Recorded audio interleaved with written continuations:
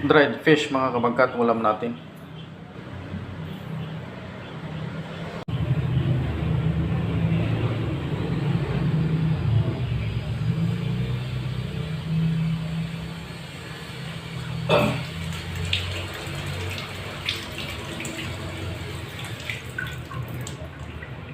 Ito yung binili ko lang kanina mga kabangkat, yung nasa release ko.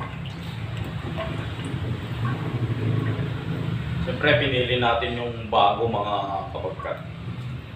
Oh, kamatis, sausawan, di ba?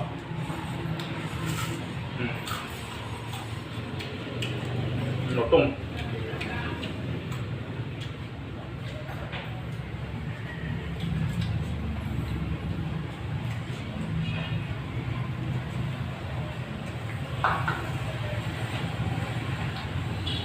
Madali lang ma-identify mga kapagkat pag bumili kayo ng dried fish.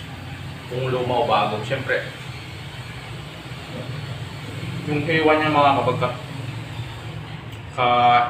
bagong hiwa lang. Hindi pa sa yung tuyong-tuyo talaga.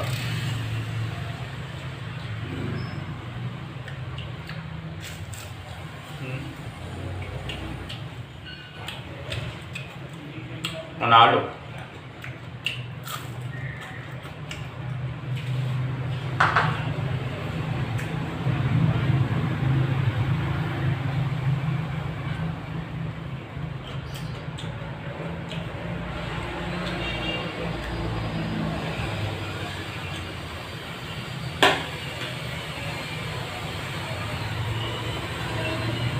Yung 50 pesos mo na equivalent to 1/4 mga kapagkat, napakarami na yun.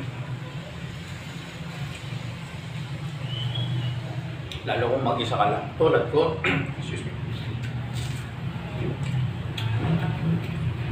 Yung mauubos sa isang araw lang yun.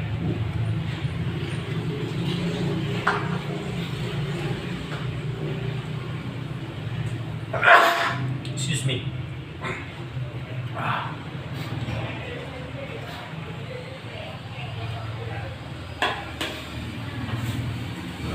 Dami pa mga kapagkat, diba?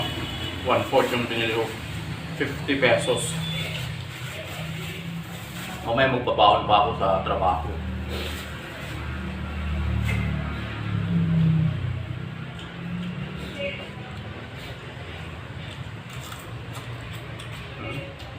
Rap?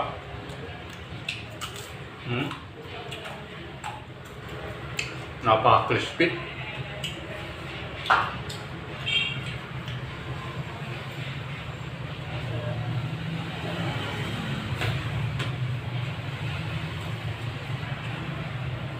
Kain na rin mo kayo mga kabangkat.